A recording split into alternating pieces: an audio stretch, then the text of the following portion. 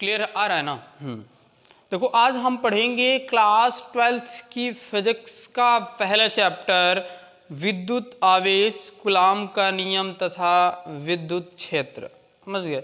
इस चैप्टर में जितने भी टॉपिक हैं उनके बारे में आज हम डिस्कस करेंगे। समझ गए?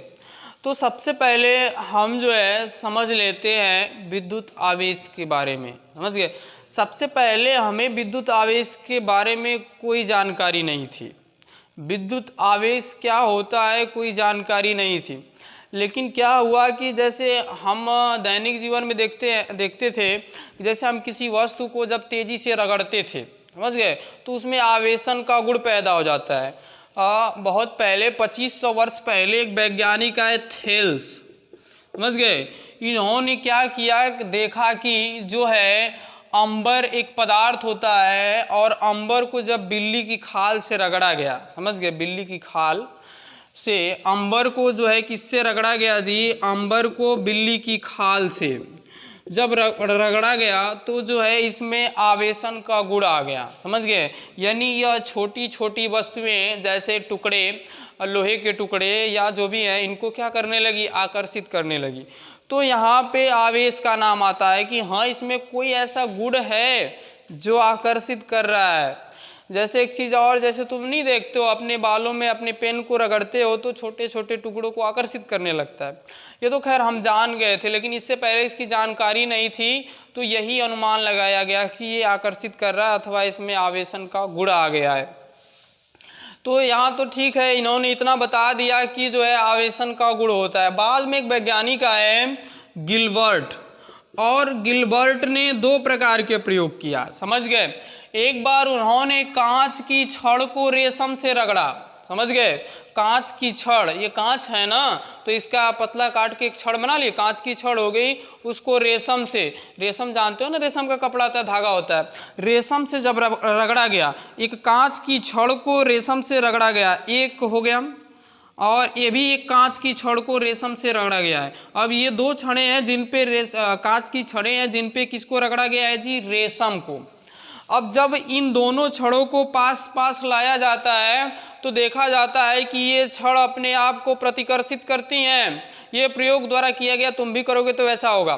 कांच की छड़ को जब रेशम से रगड़ा गया और दो छड़ें ऐसी ली गई, और जब इनको पास पास लाया गया तो प्रतिकर्षण का गुण पैदा हो गया। समझ गए? यानी कि ये एक दूसरे को प्रतिकर्षित करने लगी। और जब इन्होंने यही चीज देखा, क्या, अब देखो, एक तो इन्होंने रगड़ा था कांच की छड़ पे रेशम, और एक और जो है इन्होंने कांच की छड़ लिया, यानी आबनूस, हाँ, आप कांच की छड़ को जो है आबनूस का एक पदार्थ है उससे रगड़ा, आबनूस का। तो क्या हुआ, ये जो दोनों छड़ें हैं ना आपस में आकर्षित करने लगी। समझ गए? यानी इसमें आवेशन का गुण हो गया। समझ गए? अगर दोनों सेम थी, कांच और रेशम था तो प्रतिकर्षित हुआ, और जब कांच और रेशम और कांच और आबनूस आ गया तो प्रतिकर्षित होने लगा। तब यहाँ से इन्होंने अपनी गिलबर्ट ने थ्योरी दिया कि समान आवेशों में प्रतिकर्षण और विपरीत आवेशों में आकर्षण का गुण पाया जाता है। समझ गए? और फिर आवेश के बारे में बताया गया। ये सारी चीजें तो प्रारंभिक जानकारी थी। अब हम मॉडर्न में आ जाते हैं, आवेश किसे कहते हैं समझ लो। समझ गए? ये सब तो पुराना दुराना था। समझ गए? तो हाँ, आगे विद्युत आवेश किसे कहते हैं? विद्युत आवेश क्या होता है, तो किसी पदार्थ का वह गुण जिसके कारण उसमें विद्युत प्रभाव या चुंबकीय प्रभाव उत्पन्न होता है। समझ गए? आवेश के कारण ही इसमें विद्युत धारा बहती है। अगर आवेश नहीं होता तो विद्युत धारा नहीं होती। समझ गए? तो आवेश के कारण क्या, विद्युत प्रभाव या चुंबकीय प्रभाव उत्पन्न होता है। एक चीज और आवेश की सहायता से हम किसी धातु या किसी परमाणु में यह भी बता सकते हैं कि उसमें इलेक्ट्रॉन की अधिकता है या इलेक्ट्रॉन की कमी है। ये आवेश के द्वारा हम बता सकते हैं। आवेश के प्रकार में देखा जाए तो आवेश तीन प्रकार के होते हैं, धन आवेश, ऋण आवेश और उदासीन। देखो इलेक्ट्रॉन कैसा कण है जी, तो इलेक्ट्रॉन धन आवेशित कण है, और इलेक्ट्रॉन ऋण आवेशित कण, धन नहीं ऋण आवेशित कण है, और प्रोटॉन क्या है, धन आवेशित कण है। समझ गए? अगर इलेक्ट्रॉन प्रोटॉन को लाया जाएगा तो आकर्षण होगा कि प्रतिकर्षण होगा? प्रतिकर्षण होगा। प्लस और माइनस में प्रतिकर्षण होगा। अरे इलेक्ट्रॉन हम कहें इलेक्ट्रॉन माइनस है और प्रोटॉन प्लस है तो प्रतिकर्षण होगा। इलेक्ट्रॉन पे माइनस आवेश होता है, प्रोटॉन पर प्लस आवेश होता है। अब दोनों को पास पास तो आकर्षण होगा ना, एक प्लस एक माइनस है। हाँ आकर्षण होगा। हाँ तभी तो बता रहता है यार नाभिक में क्या होता है। देखो ये नाभिक में प्रोटॉन और न्यूट्रॉन होता है, इलेक्ट्रॉन यहाँ चक्रण करता। अगर इसका आकर्षण नहीं होता तो ये काहे चक्कर लगाता, ये नाभिक छोड़ के भाग नहीं जाता। समझ गए? ये नाभिक के आकर्षण बल से इलेक्ट्रॉन बंधा होता है। नाभिक पर प्लस आवेश, इलेक्ट्रॉन पर माइनस आवेश, दोनों में आकर्षण बल होता है और उसी आकर्षण बल से बंधा होता है। समझ गए? इलेक्ट्रॉन पर आवेश 1.6 × 10⁻⁻19, दोनों पर सेम आवेश होता है। इलेक्ट्रॉन प्रोटॉन दोनों पर सेम आवेश होता है, लेकिन बस केवल चिन्ह का अंतर होता है। उतना का ही इस पर ऋण आवेश होता है और इतना का ही इस पर प्लस आवेश होता है। समझ गए? तो चलो अब आगे चलते। इसमें आवेश के बारे में पढ़ लिए तो हम जो है आवेश से रिलेटेड ही कूलाम का नियम है। समझ गए? कूलाम का नियम पढ़ेंगे। कूलाम का नियम पढ़ने से पहले मैं तुमको बता दूं विद्युत बल या चुंबकीय बल, इस कूलाम बल, चुंबकीय बल नहीं कूलाम बल, विद्युत बल या कूलाम बल। देखो हमने बताया अभी कि जब दो आवेश पास पास रखे जाते हैं तो बल लगता है। आकर्षण प्रतिकर्षण क्या बल है ना। समझ गए? तो जब दो आवेशों को पास पास रखा जाता है तो उनके बीच एक बल कार्य करता है जिसे हम कूलाम बल या विद्युत बल कहते हैं। समझ गए? ये बल आकर्षण का भी हो सकता है, प्रतिकर्षण का भी हो सकता है। अब इसी चीज को लेके कूलाम ने एक नियम बनाया, कूलाम का स्थिर विद्युत बल नियम। समझ गए? भाई विद्युत आवेश में एक तो फार्मूला भी होता है, इसमें देख लेना, Q = N × E। विद्युत आवेश में ये N क्या होता है? N = इलेक्ट्रॉनों की संख्या होती है। समझ गए? इलेक्ट्रॉनों की संख्या। Q क्या होता है? तो वो जो परमाणु तुम लिए हो उस पर आवेश, जो भी परमाणु है परमाणु पर आवेश या पदार्थ है जो भी है कुछ भी है। E बराबर क्या होता है? 1.6 × 10⁻⁻19। अब इस फार्मूले से हम इलेक्ट्रॉन की संख्या ज्ञात कर सकते हैं। जैसे तुम्हें कोई कह दे एक कूलाम में कितने इलेक्ट्रॉन होते हैं, एक कूलाम आवेश में कितने इलेक्ट्रॉन होते हैं बताओ, तो इसी फार्मूले से बताएंगे। एक कूलाम आवेश में कितने इलेक्ट्रॉन होते हैं? 6.25 × 10⁻18 इलेक्ट्रॉन, 18। समझ गए? एक कूलाम आवेश में। तो एक कूलाम का मतलब Q = 1 कूलाम दे दिया। समझ गए? और E = 1.6 × 10⁻⁻19। N का मान पूछ रहा है, N बराबर ये बटा में आ जाएगा। N बराबर क्या कर लोगे? Q/E। तो N बराबर Q का मान 1.6 × 10⁻⁻19 ऊपर लेके जाओगे, हल करोगे तो आएगा 6.25 × 10⁻18 इलेक्ट्रॉन। तो इस फार्मूले से हम इलेक्ट्रॉन की संख्या बताते हैं। चलो आगे पढ़ते हैं कूलाम का नियम। कूलाम का स्थिर विद्युत बल नियम, कूलाम का स्थिर वैद्युत या विद्युत बल नियम। देखो कूलाम ने देखा कि जब दो आवेशों को हम पास पास रखते हैं तो बल लगता है। अब उस बल के मान को हम कैसे निकालेंगे? वैल्यू। जैसे हमने बता दिया बल लगता है, अगर ये एक प्लस आवेश है एक माइनस आवेश, बल लगता है। कितना बल लगता है कैसे निकालोगे? यहाँ पे रहेगा तो कुछ कम लगेगा, जैसे जैसे पास जाएगा बढ़ जाएगा। तो इसकी वैल्यू को कैसे निकालोगे? ये फार्मूला। समझ गए? देखो कूलाम के अनुसार दो स्थिर बिंदु आवेशों के बीच लगने वाला बल उन दोनों आवेशों के मात्राओं के गुणनफल के अनुक्रमानुपाती तथा उनके बीच की दूरी के वर्ग के व्युत्क्रमानुपाती होता है। समझ गए? कूलाम के अनुसार क्या?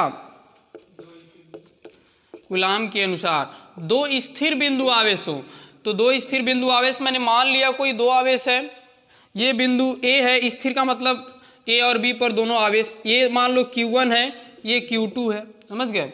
और इनके बीच की दूरी हमने मान लिया R है, ये सूक्ष्म दूरी पर रखे गए हैं। तो इनके बीच कितना बल लगेगा? 2 न्यूटन, 4 न्यूटन। कैसे निकालोगे? तो ये फार्मूला कूलाम के अनुसार पहला, इनकी पहली जो पॉइंट थी, पहली पॉइंट थी कि दो स्थिर बिंदु आवेशों के बीच लगने वाला बल उनके मात्राओं के गुणनफल के अनुक्रम। मात्रा का मतलब जैसे पहले आवेश की वैल्यू क्या है, दूसरे की वैल्यू क्या है। Q1 का मान 5 है, समझ लो, तो ये Q1 × Q2।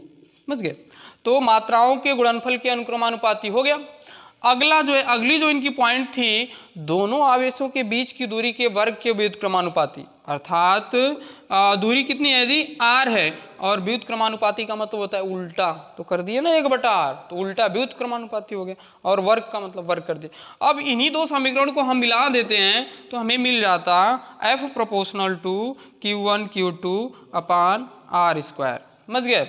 अब देखो, हम जब प्रोपोर्शनल का चिन्ह हटाते हैं, जहां भी कोई डेरिवेशन हो तो वहां पे एक नियतांक आता है। अब वो नियतांक कौन सा होता है, उस डेफिनेशन या उस फार्मूले पे डिपेंड करता है कौन सा तुम डेरिवेट कर रहे हो।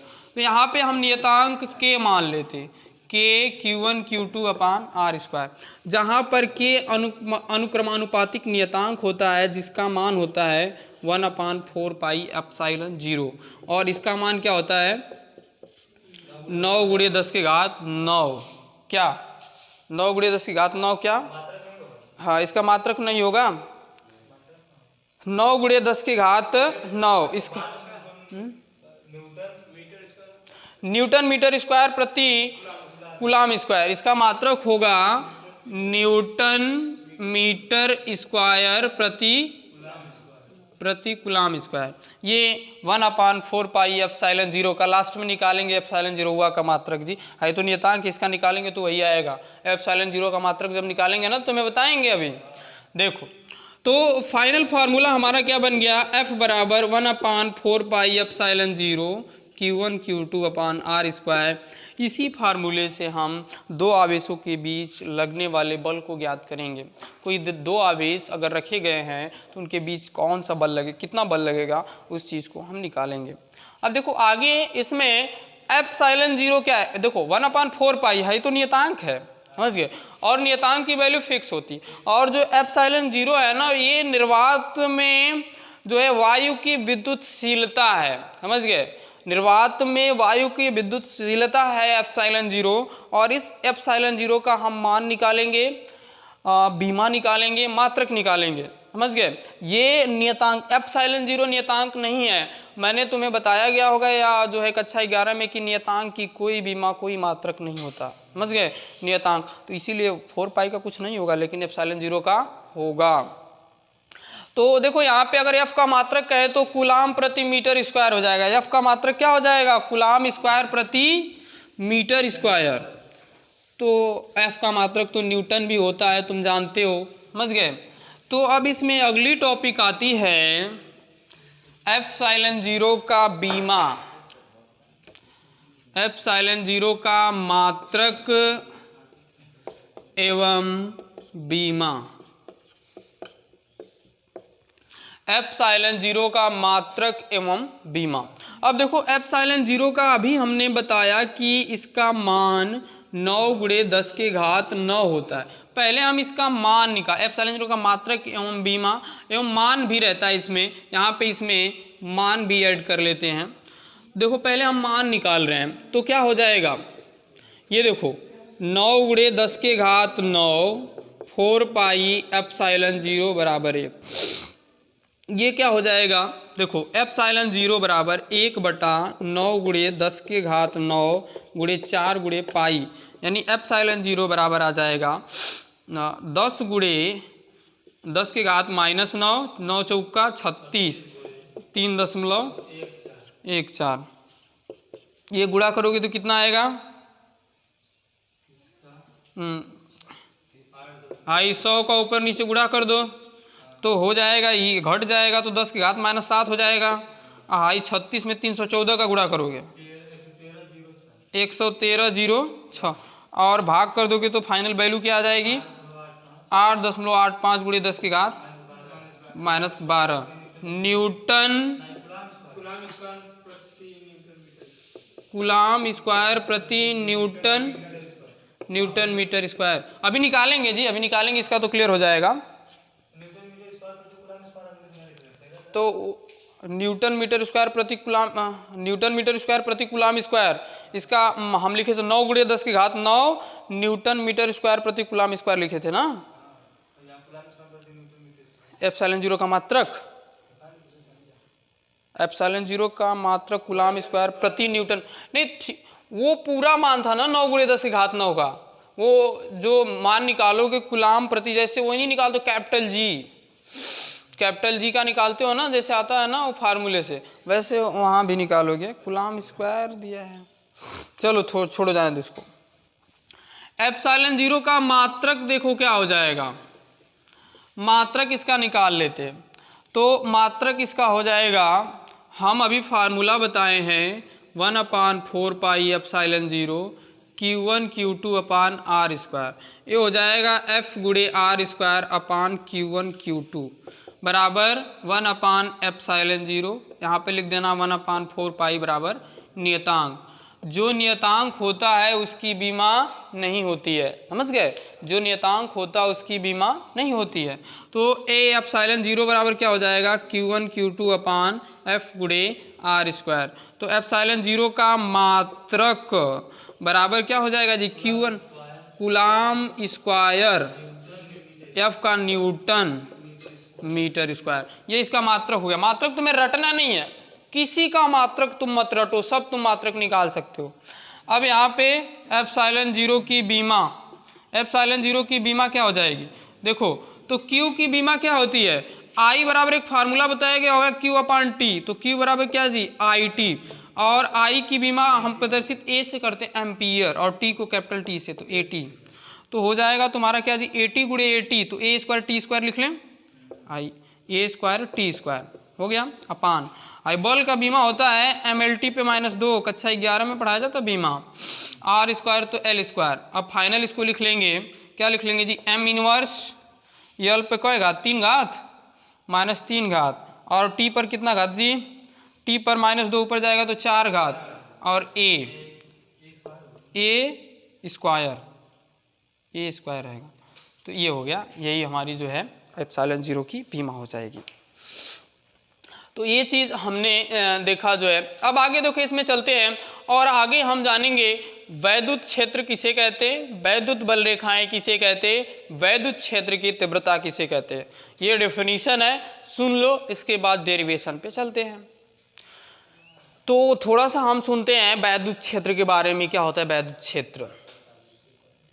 देखो वैद्युत क्षेत्र किसे कहते हैं, तो किसी आवेश या आवेश समुदाय के चारों तरफ का वह क्षेत्र जिसमें कोई अन्य वस्तु लाने पर वह आकर्षण अथवा प्रतिकर्षण बल का अनुभव करती है, उसे वैद्युत क्षेत्र कहते हैं। जैसे ये कोई आवेश समुदाय है, समझ गए, यानी कोई आवेश है प्लस क्यू का मतलब कि अगर गोला होगा तो ये सब इसमें आवेश प्लस क्यू रहेंगे चारों तरफ।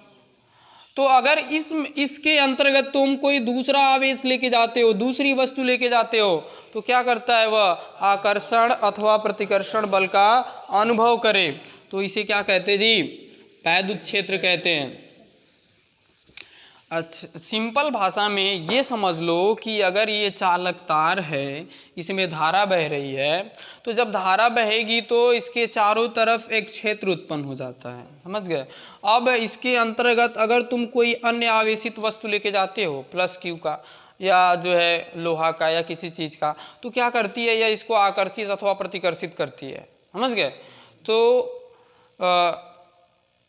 इसे हम क्या कहते हैं, वैद्युत क्षेत्र कहते हैं, समझ गए। किसी आवेश की चारों तरफ का वह क्षेत्र जिसमें कोई अन्य आवेशित वस्तु लाने पर वह आकर्षण अथवा प्रतिकर्षण बल का अनुभव करती है, समझ गए। अच्छा, एक चीज़ देखो, अगर कोई तार में, इसमें अगर ये चालक तार, इसमें धारा बह रही है, देखते हो ना, कभी लाइन झटका मार देती, कभी पकड़ लेती है, वो ऐसा ही कारण होता होगा, समझ गए। कि अगर आकर्षण वाला बल, जैसे सेम आवेश, सेम जो है फेस मिल गया तुम्हारा, तो प्रतिकर्षित कर देगी। अगर एक प्लस एक माइनस वाला है, फिर चपक लेगी, समझ गए।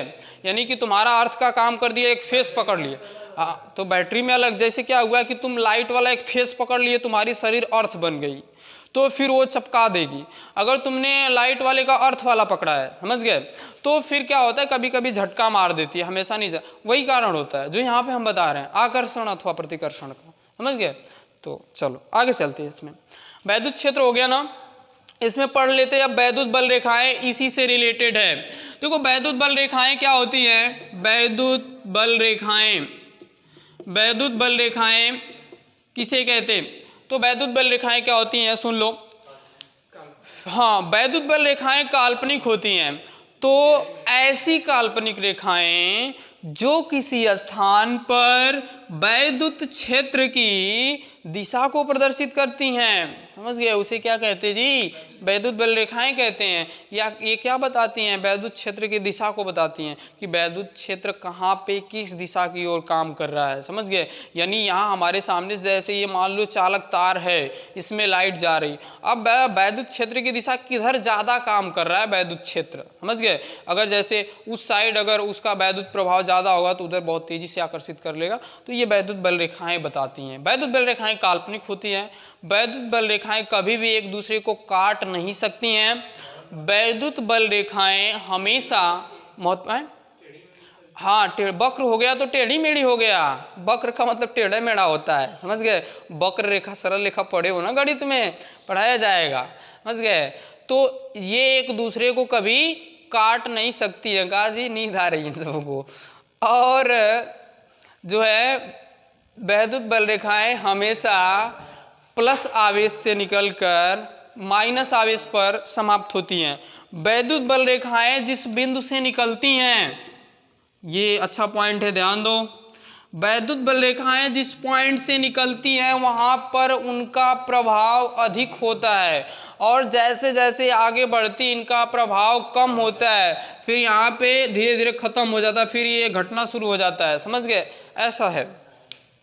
तो ये हो गया वैद्युत बल रेखाएं। थोड़ा सा जानना है बस यार, डेफिनेशन याद करनी है। डेरिवेशन करना होगा तो मैं कराऊंगा। वैद्युत बल रेखाएं तुम्हारे एग्जाम में थोड़ी आएगा, वैद्युत बल रेखाएं किसे कहते हैं परिभाषित करो, बस तुम्हें समझना है। हाँ, कूलाम का नियम आ जाएगा, समझ गए, लेकिन अब पढ़ना है तो सब कुछ पढ़ना है ना। अब चलो आगे इसमें पढ़ते हैं वैद्युत द्विध्रुव। आगे वैद्युत द्विध्रुव ही होगा ना, कि और कुछ है? वही होगा, हमें तो लग रहा नहीं। वैद्युत क्षेत्र की तीव्रता है, उसके बाद वैद्युत द्विध्रुव है। चलो वैद्युत क्षेत्र की तीव्रता को हम देख लेते हैं। देखो वैद्युत क्षेत्र की तीव्रता का मतलब यही से रिलेटेड है। अभी मैंने बताया कि ये चालक तार है, इसके चारों तरफ वैद्युत क्षेत्र है, समझ गए, या कोई आवेश है तो वैद्युत क्षेत्र होगा। तो हमें ज्ञात करना होगा कि कितना वैद्युत क्षेत्र है, समझ गए, मतलब कितना वैद्युत क्षेत्र है, उसकी वैल्यू कितनी है, वही वैद्युत क्षेत्र की तीव्रता है। यानी कि अगर ये आवेश समुदाय है तो यहाँ पर इस बिंदु पर वैद्युत क्षेत्र की तीव्रता का मान कितना होगा, कितना इसमें बल कितना काम करेगा जी। जैसे अभी कहो कि ये तार है और बड़े खंबे वाली लाइन है, तुम नीचे से जाते हो तो कहते हो कि अभी आकर्षित नहीं करे, सर जी बताते हैं कि खींच लेगा। तो देखो उसका प्रभाव होता है 1-1.5 मीटर की एरिया में, अगर उस इर्द गिर्द जाते हो तब खींचेगा। ये वाली नहीं, बड़ी वाली लाइट जो वो बड़ी खंबे वाली है, ये वाली लाइट में उतना उसका बोल्ट नहीं है, समझ गए, उतना उसका बोल्ट नहीं है, और उतना उसका बोल्ट नहीं है, इसलिए नहीं खींच पाती है। और नहीं देखो कभी कभी ये वाली लाइट भी, अभी तुम दूर हो, जैसे पानी वानी है तुम्हारा, पानी वानी हाथ से लगा है, दूर हो तो वो झटक देती है। जैसे तुम्हारा साड़ी उड़ी है, कोई साड़ी भीगा है, अगर तुम दूर साड़ी पकड़ लिया तो वो झटक देगी तुरंत, समझ गए। तो दूर से भी उसका प्रभाव होता है, लेकिन वैसी स्थिति बननी चाहिए। तो वैद्युत क्षेत्र की तीव्रता किसे कहते हैं?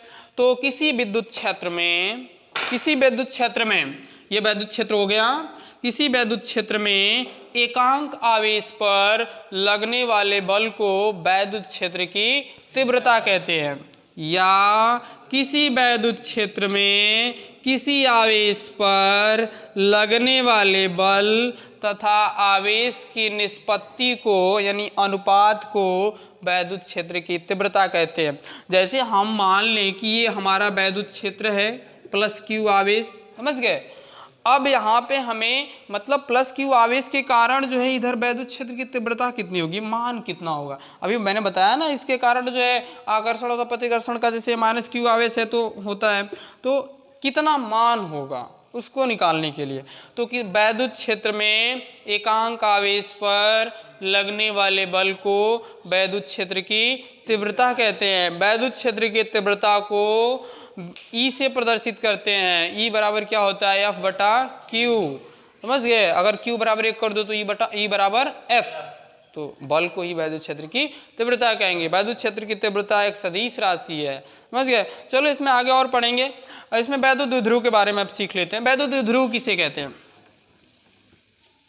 बस आधा हो गया है हमारे हिसाब से।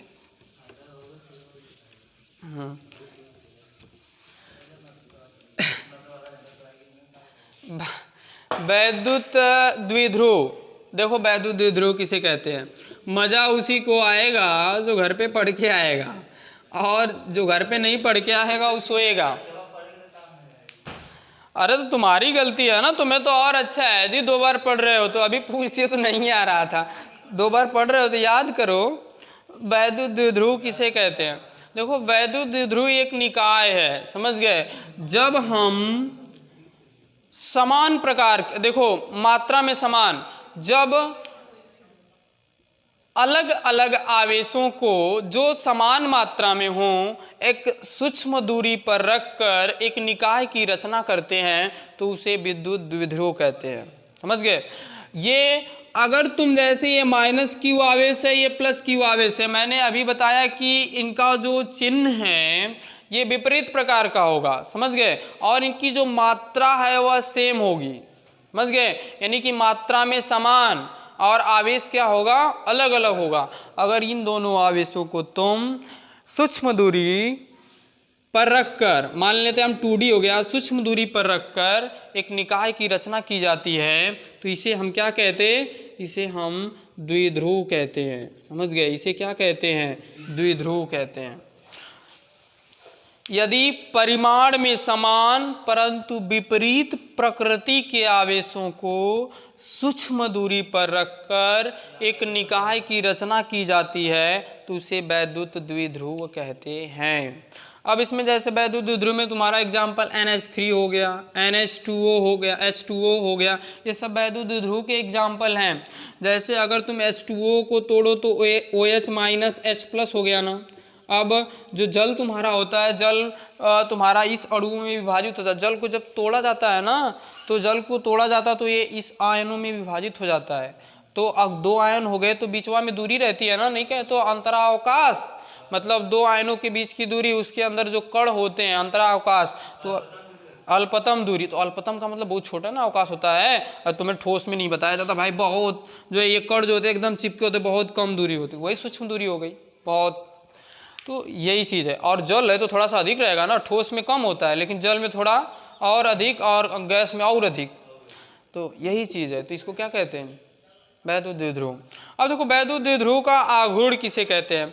तो जो तुम वैद्युत द्विध्रुव बनाए हो ना, इसमें से दोनों आवेशों में से कोई एक आवेश तथा दोनों आवेशों में से कोई एक आवेश तथा उनके बीच की दूरी के गुणनफल को वैद्युत द्विध्रुव का आघूर्ण कहते हैं। वैद्युत द्विध्रुव का आघूर्ण बराबर क्या हो जाएगा? तो दोनों आवेशों में से कोई एक आवेश, तो ले लिए Q, और दोनों के बीच की दूरी D, तो हो गया 2QD। और वैद्युत द्विध्रुव के आघूर्ण को हम किससे प्रदर्शित करते? P से। P बराबर क्या आ गया? 2QD। ये वैद्युत द्विध्रुव का आघूर्ण है, समझ गए। अब चलो इसमें वैद्युत द्विध्रुव के आघूर्ण का मात्रक पूछ रहे हो, तो मात्रक क्या हो जाएगा? हाँ, कूलाम मीटर। अब चलो हम पढ़ेंगे वैद्युत द्विध्रुव के कारण अच्छी स्थिति में और निरक्षीय स्थिति में वैद्युत क्षेत्र की तीव्रता कैसे निकालेंगे। इस चैप्टर का पूरा समझ लो, रीड है, यही है सबसे महत्वपूर्ण बस इस चैप्टर में। चलो इतना बार तुम्हें पढ़ा दिया गया है, तुम्हें रटा जाना चाहिए जी।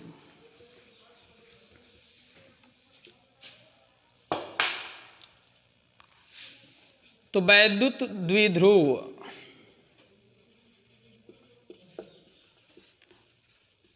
द्विध्रुव के कारण वैद्युत क्षेत्र की तीव्रता, पहली पॉइंट होगी इसमें अक्षीय स्थिति पर। चलो बहुत फास्ट करते हैं भाई, बहुत जल्दी खत्म करेंगे। अक्षीय स्थिति, अक्षीय स्थिति का मतलब होता है अक्ष के अनुदिश, समझ गए। अक्षीय स्थिति का मतलब क्या होता है जी? अक्ष के अनुदिश। जैसे देखो हमने मान लिया कि ये हमारा वैद्युत द्विध्रुव है AB, समझ गए। अब इससे जो है यहाँ बिंदु P पर हमें वैद्युत क्षेत्र की तीव्रता बतानी है, समझ गए, r दूरी पर।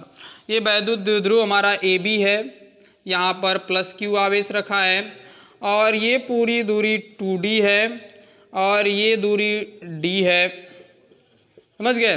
तो यहाँ से दूरी क्या बन जाएगी जी, बिंदु A से P की दूरी हो जाएगी r + d, और ये बिंदु B से P की दूरी हो जाएगी r - d, समझ गए। अब यहाँ -q आवेश के कारण, माइनस आवेश के कारण वैद्युत क्षेत्र की तीव्रता आवेश की तरफ होती है, इसीलिए कहते हैं ना घर पे समझ के पढ़ा करो। और प्लस आवेश के कारण वैद्युत क्षेत्र की तीव्रता आवेश से दूर, ये हो गया E1, ये हो गई E2, समझ गए।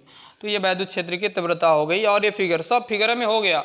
अब तुम्हें क्या करना होता है, अब जी मैंने सब लिखा दिया, अब अभी तो तुम्हें नोट्स बनवाऊंगा ना, तो क्या लिखवाऊंगा, माना द्विध्रुव AB है, एक पर प्लस है एक पर माइनस है, दूरी r है, ये r + d होगा, वही हिंदी में लिखवाऊंगा भाई। तो ये फिगर में ही हो गया, तो हिंदी में लिखने की क्या जरूरत है, अपने मन से बना के लिखो ना। चलो हाँ, उसको लिखो तुम। अब देखो आगे हम लिखेंगे -q आवेश के कारण बिंदु P पर वैद्युत क्षेत्र की तीव्रता। तो क्या हो जाएगी बताओ, -q आवेश के कारण, तो E1 बराबर 1/4πε0, समझ गए। अब देखो एक टॉपिक मैंने अभी छोड़ दिया, बिंदु आवेश के कारण वैद्युत क्षेत्र की तीव्रता। यहाँ पे बता देता हूँ एक टॉपिक, बिंदु आवेश के कारण वैद्युत क्षेत्र की तीव्रता, समझ गए। तो बिंदु आवेश के कारण, जैसे कोई ये देखो, ये Q आवेश है, यहाँ पे परीक्षण आवेश Q0 है, और यहाँ पे हमें वैद्युत क्षेत्र की तीव्रता ज्ञात करनी है, समझ गए। इससे r दूरी पर कोई बिंदु P है, ले लेते हैं r दूरी पर। तो बिंदु आवेश के कारण वैद्युत क्षेत्र की तीव्रता क्या होती है, तो अभी देखो हम पहले क्या निकालते हैं, कूलाम के नियम से बल निकाल लेते हैं। तो बल हमारा ये बनता है 1/4πε0 Q0/r², दूरी है। तो अब वैद्युत क्षेत्र की तीव्रता का फार्मूला E बराबर F/Q0 होता है, समझ गए। तो अब E बराबर क्या हो जाएगा, F का मान Q0/Q0 हो जाएगा, इंटू r² तो रहेगा ही रहेगा, Q0 से Q0 कट जाएगा, E बराबर क्या आ जाएगा 1/4πε0 Q/। ये तुम्हारा बिंदु आवेश के कारण वैद्युत क्षेत्र की तीव्रता है, समझ गए। बिंदु आवेश के कारण, अगर कोई तुम्हारा आवेश समुदाय में कोई बिंदु है, उसके कारण वैद्युत क्षेत्र की तीव्रता क्या होगी, तो ये फार्मूला लगाओगे। ये तो कल भी बताया गया था, समझ में आया कि नहीं। बिंदु आवेश का मतलब ये वैद्युत क्षेत्र हो गया हमारा, इसमें किसी बिंदु पर वैद्युत क्षेत्र की तीव्रता कैसे निकालोगे, तो ये फार्मूला लगाओगे। चलो इसमें देखो, अब यहाँ पे क्या लिखोगे जी, Q/r²। तो r का मान क्या है बोलो, यहाँ -q से P की दूरी क्या है, r + d है, तो r + d का होल स्क्वायर। और दिशा इसकी क्या होगी बोलो, दिशा इसकी किधर है, PA की तरफ, तो दिशा PA की तरफ होगी, समझ गए। ध्यान से समझो, आएगा समझ में। E2 बराबर यहाँ पे लिखेंगे +q आवेश के कारण बिंदु P पर वैद्युत क्षेत्र की तीव्रता। तो क्या हो जाएगा, E2 बराबर उसी तरह लिखेंगे 1/4πε0 Q/r - d का होल स्क्वायर। ये समीकरण 2 हो जाएगा, ये समीकरण 1 हो जाएगा। दिशा क्या हो जाएगी इसकी जी, दिशा बोलो, दिशा क्या हो जाएगी, हाँ BP की तरफ, दिशा BP की तरफ होगी। आवेश से दूर होगी तो B से P, अब उधर जा रहा है ना आवेश से दूर। अब चलो हाँ, ये वाला मिटा देना, ये पहले की टॉपिक थी। अब चलो इसमें देखो, इसमें हम देखेंगे कौन E2 is greater than E1 होगा। देखो कैसे E2 is greater than E1 होगा, ये फिक्स वैल्यू है, Q और Q फिक्स है। इसमें आर में कुछ जोड़ रहे हो तो ज़्यादा होगा ना, और ज़्यादा में फिक्स वैल्यू की भाग करोगे तो कम आएगा, और इसमें घटा के मतलब कम हो गया, और कम में वही फिक्स वैल्यू में भाग करोगे तो ज़्यादा आएगा। समझ गए? यानी कि ज़्यादा कौन हुआ? E2 हुआ। तो हम बताए थे कि जब वैद्युत क्षेत्र की दिशा विपरीत हो तो परिणामी कैसे निकालते हो? घटा के निकालते हैं। समझ गए? सदिश में बताया भी जाता है कि अगर सदिश की दिशा विपरीत है तो परिणामी घटा के निकालते। E बराबर हो जाएगा E2 माइनस E1।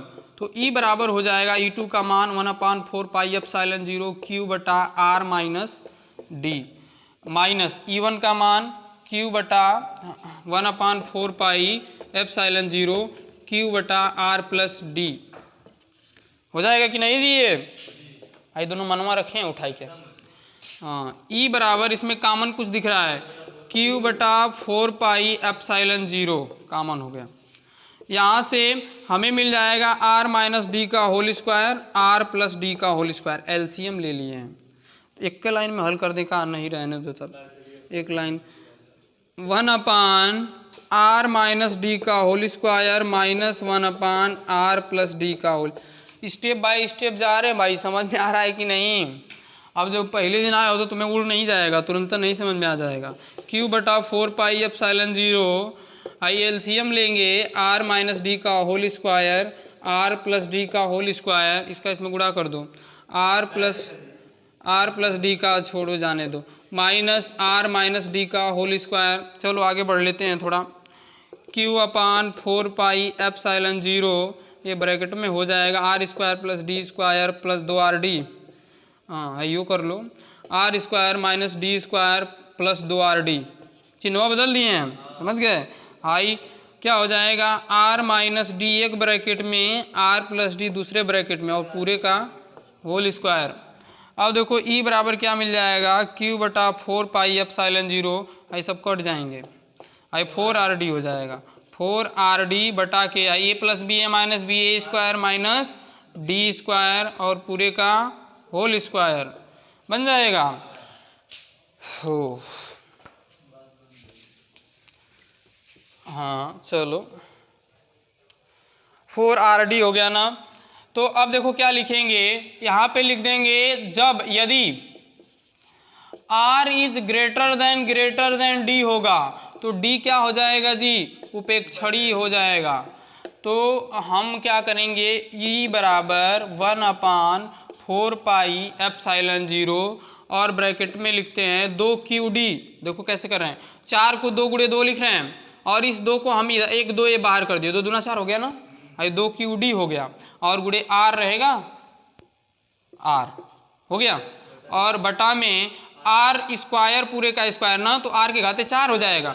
हाई खत्म हो गया, उपेक्षणीय हो गया। हाई R का स्क्वायर R 2 दूना के 4, तो R के घाते 4, हाई एक घात कटा दो, तो क्या मिल जाएगा? तो ये फाइनल फार्मूला मिल जाएगा 1/4 पाई एप्सिलॉन 0 है 2QD, ये तुम्हारा P है, वैद्युत द्विध्रुव का आघूर्ण। ये हमारा फाइनल फार्मूला P बराबर 2QD होता है, पहले बताया गया। समझ गए? ये हमारा फार्मूला कैसा है जी? अच्छी स्थिति में आया है, अच्छी। अब निरक्षी बता दे तो लास्ट टॉपिक, एक और प्रत्यानयन बल आघूर्ण है, वो तो 2 मिनट का काम है। चलो, तो इसके बाद हम जो है देखेंगे निरक्षीय स्थिति में वैद्युत द्विध्रुव के कारण वैद्युत क्षेत्र की तीव्रता कैसे ज्ञात करोगे। समझ गए? निरक्षीय का मतलब होता है अक्ष के अनुदिश नहीं। निरक्ष का मतलब अक्ष के अनुदिश नहीं जी, निरक्ष का मतलब अक्ष पर नहीं। हाँ चलो,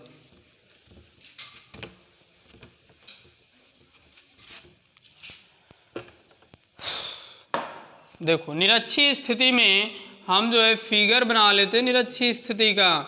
निरक्षीय स्थिति में हाँ मिटा दे, तो कोई लिख नहीं रहा है तो मिटा ही देते हैं। चलो,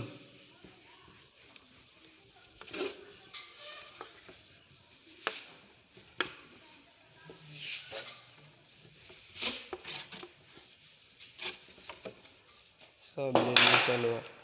निरक्षीय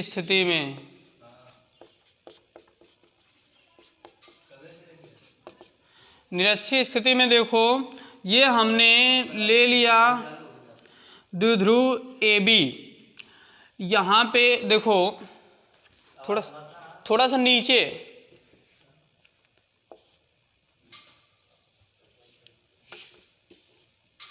ये द्विध्रुव ए बी हो गया, शांत रहो, समझ गए। यहाँ पे हमने माइनस क्यू आवेश लिया, यहाँ पे प्लस क्यू आवेश लिया, ये हो गया द्विध्रुव नाम। इसके कारण निरक्षीय, निरक्षीय का मतलब ये अक्ष हो गया, अब इसकी दिशा में नहीं, इधर कहीं, तो हम मान लेते इधर कोई पी बिंदु है, समझ गए। यहाँ पर हमें वैद्युत क्षेत्र की तीव्रता को बताना है, समझ गए। ये जो है द्विध्रुव से कितनी दूरी पर है, तो द्विध्रुव से हम मान लेते हैं जो है ये r दूरी पर है, समझ गए। और ये पूरी दूरी 2d होती है, तो ये द्विध्रुव का मध्य बिंदु है, तो ये दूरी कितनी हो जाएगी जी, d हो जाएगी। और समकोण त्रिभुज PAO में देखोगे तो ये r हो गया, ये d हो गया, तो कर्ण क्या हो जाएगा, r square plus D square, और ये भी हो जाएगा r square plus D square. अब बिंदु P पर माइनस क्यू आवेश के कारण वैद्युत क्षेत्र की तीव्रता इधर हो जाएगी, क्यों जी, देखो माइनस क्यू आवेश के कारण माइनस आवेश की तरफ, और प्लस क्यू आवेश के कारण प्लस से दूर आगे, तो ये हो जाएगी, समझ गए। तो ये हम डाल देते इसको E1, इसको डाल देते E2। अब देखो, अब यहाँ पे जो तुम्हारा E1 E2 है ना, इसको अक्षीय मतलब क्षैतिज और ऊर्ध्वाधर घटकों में वियोजित करेंगे, समझ गए। अब इसके बीच में तुम्हारा E आएगा, जो इनका E बराबर E1 cos theta plus E2 cos theta. अब इसका जो ऊर्ध्वाधर घटक होगा E2 sin थीटा, देखो ये E2 sin theta, E2 sin theta, और इसका जो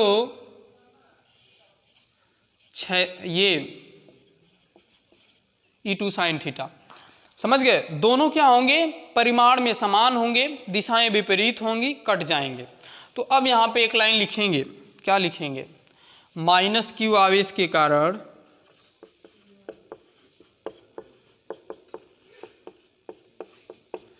बिंदु P पर वैद्युत क्षेत्र की तीव्रता क्या हो जाएगा, माइनस क्यू आवेश के कारण वैद्युत क्षेत्र की तीव्रता E1 बराबर बताओ 1/4 पाई एप्सिलॉन 0 Q बटा R स्क्वायर, R स्क्वायर की R square plus D square का होल स्क्वायर, ऐसे होगा। E1 बराबर 1/4 पाई एप्सिलॉन 0 Q बटा R square plus D square. दिशा किधर होगी, तो दिशा होगी तुम्हारी PA की तरफ। हाँ देखो, फिगर में मैंने कहा कि बिंदु P पर वैद्युत क्षेत्र की तीव्रता ज्ञात करनी है। माइनस क्यू आवेश के कारण इधर E1 हो गया, प्लस क्यू आवेश के कारण E2 उधर हो गया, समझ गए। अब E2 और E1 जो दिख रहे हैं ना, इनको क्षैतिज और ऊर्ध्वाधर घटक में हम वियोजित करेंगे, समझ गए। तो E1 का जो क्षैतिज घटक होगा, तो E1 का क्षैतिज घटक E1 cos theta E2 cos theta होगा, समझ गए। और E2 का जो है क्षैतिज और ऊर्ध्वाधर घटक क्या होगा, E2 sin theta E1 sin theta होगा। जब दोनों को चेंज करोगे तो जैसे E1 का जो तुम्हारा क्षैतिज घटक होगा ना, वो जुड़ जाएगा, समझ गए। और जो इसका ऊर्ध्वाधर घटक होगा E का, समझ गए, वो कट जाएगा, समझ गए। इतना चीज़ तुम्हें याद रखना है। अब जैसे बिंदु, अब दो वैद्युत क्षेत्र की तीव्रता, यहाँ पे बिंदु E है ना, अब क्षैतिज और ऊर्ध्वाधर में वियोजित करोगे तो एक तो क्षैतिज E1 का अगर कहेंगे हम क्षैतिज तो क्या कहेंगे जी, E1 cos थीटा। अगर कहेंगे E1 का ऊर्ध्वाधर तो E1 sin थीटा। अगर कहें E2 का जो है क्षैतिज तो E2 cos थीटा। अगर E2 का तो E2 sin थीटा। ये इतनी वैद्युत क्षेत्र की तीव्रताएं जो है जब क्षैतिज और ऊर्ध्वाधर में हम वियोजित करेंगे तो हो जाएगी, समझ गए। तो अब जो क्षैतिज है ना, एक लाइन याद करना होगा। अब फिगर में क्लियर नहीं दिखेगा तुम्हें कि दिशा सेम है, समझ गए। और थोड़ा सा ये तुम्हें दिख रहा होगा, हाई एकदम ऊपर है साइन, फिर ये एकदम नीचे हाई वाला E2 साइन है, ऊपर नीचे दिशा विपरीत, परिणामी घटा के परिणाम समान तो कट जाएगा, समझ गए ये चीज। तो यहाँ पे और अब देखो E1 E2 जो क्षैतिज घटक होंगे, अब क्षैतिज घटक तुम्हारे E1 cos और E2 cos थीटा, ये एक ही दिशा में होंगे, इसलिए जुड़ जाएंगे। बस इतना याद रखना होगा। अब फिगर से सारी बातें क्लियर नहीं हो पाएंगी क्योंकि तुम याद नहीं करोगे, तो समझ गए। तो इसलिए E2 बराबर क्या होगा बताओ। अब यहाँ पे लिखेंगे प्लस क्यू, हाँ प्लस क्यू आवेश के कारण बिंदु P पर वैद्युत क्षेत्र की तीव्रता, तो क्या हो जाएगा जी, E2 बराबर 1/4 पाई एप्सिलॉन 0 Q बटा R स्क्वायर।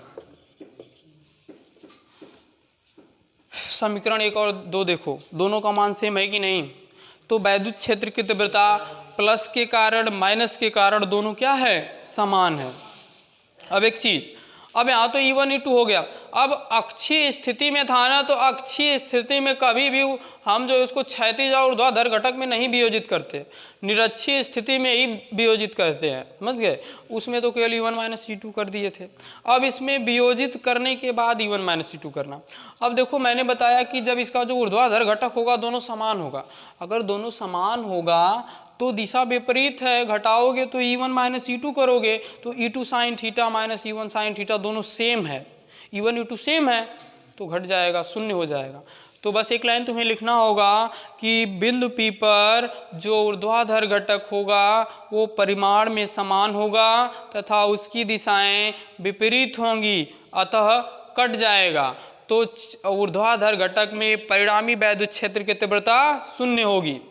अब क्षैतिज घटक की तीव्रताएं जब हम ऊर्ध्वाधर और क्षैतिज घटकों में उसको वियोजित करेंगे तो जो हमारा क्षैतिज घटक होगा उसकी दिशा सेम होगी और जुड़ जाएगा। परिणामी कैसे निकालेंगे, जोड़ के निकालेंगे, समझ गए।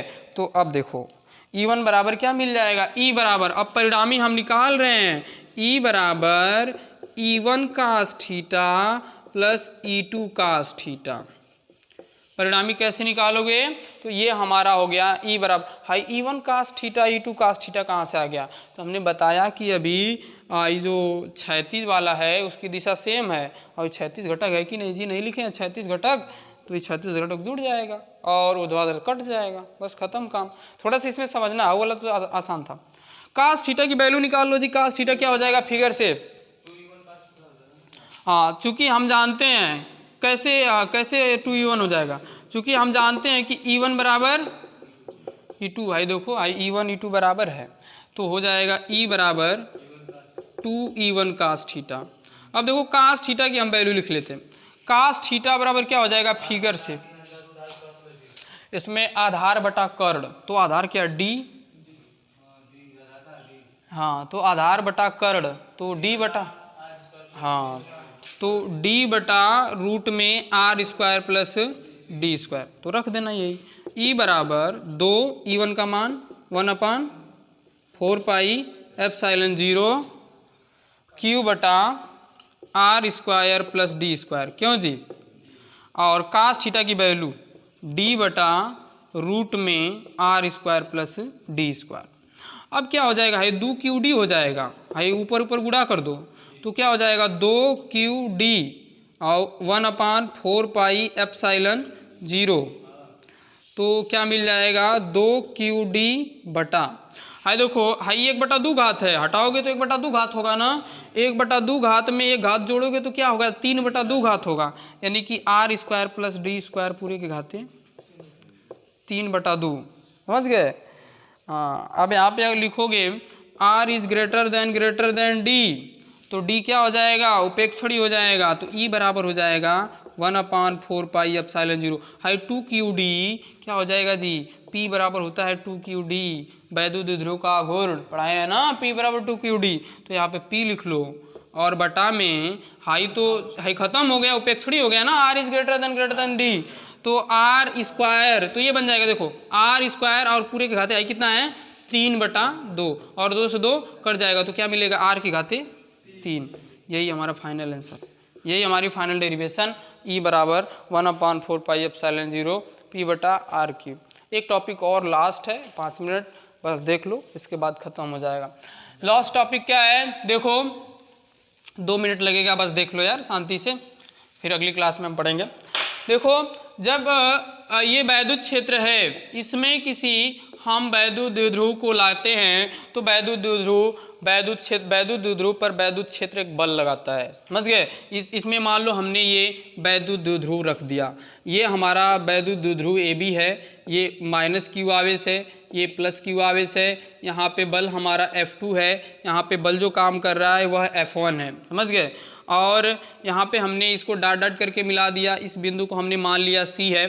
समझ गए? तो ये पूरी दूरी 2D हो गई। तो ये वाली दूरी क्या हो जाएगी? ये वाली दूरी कैसे निकालोगे बताओ? कल ये कहा है, भूल गए सब। हाँ, दूरी कैसे निकालोगे बताओ? देखो, तो आई त्रिभुज दिख रहा होगा, समकोण त्रिभुज ABC। अरे इधर उधर से क्या मतलब होता है भाई उससे? तो साइन थीटा बराबर क्या हो जाएगा? साइन थीटा बराबर होता है क्या जी? लंब बटा कर्ण। तो लंब है BC बटा कर्ण क्या है जी? 2D। कर्ण यही है ना 2D। तो BC बराबर क्या हो जाएगा? 2D sine theta. तो ये BC बराबर क्या हो गया जी? 2D sine theta. अब देखो थोड़ा सा जान लो कि जब हम किसी वैद्युत क्षेत्र में किसी वैद्युत द्विध्रुव को लेके जाते हैं तो वैद्युत क्षेत्र वैद्युत द्विध्रुव पर एक बल लगाता है, और वैद्युत क्षेत्र चाहता है कि जो वैद्युत द्विध्रुव है वह वैद्युत क्षेत्र की दिशा में हो जाए। समझ गए? यानी कि वो दोनों तरफ से बल लगा के इस वैद्युत द्विध्रुव को वैद्युत क्षेत्र की दिशा में लाने का प्रयत्न करता है। समझ गए? और ये वैद्युत क्षेत्र वैद्युत द्विध्रुव पर जो बल लगाता है उसे प्रत्यानयन बल कहते हैं। समझ गए? प्रत्यानयन बल कहते हैं। और इस प्रत्यानयन बल का बल आघूर्ण हम कैसे निकालते हैं? तो प्रत्यानयन बल का बल आघूर्ण टाउ बराबर होता है दोनों बलों में से कोई एक बल का परिमाण। दोनों बलों में से किसी एक बल का परिमाण गुणे दोनों बलों के बीच की लंबवत दूरी। समझ गए? दोनों बलों के बीच की लंबवत दूरी। तो क्या बन जाएगा? देखो F है, तो F कैसे निकालोगे जी? F का E बराबर क्या होता है बताओ? F बटा Q होता है ना। तो F बराबर क्या हो जाएगा? QE। तो हो गया, F के जगह पे क्या हो जाएगा? QE। और दोनों बलों के बीच की लंबवत दूरी, हाई देखो F1 है, हाई F2 है, तो लंबवत दूरी 2D साइन थीटा। तो हो जाएगा 2D साइन थीटा। समझ गए?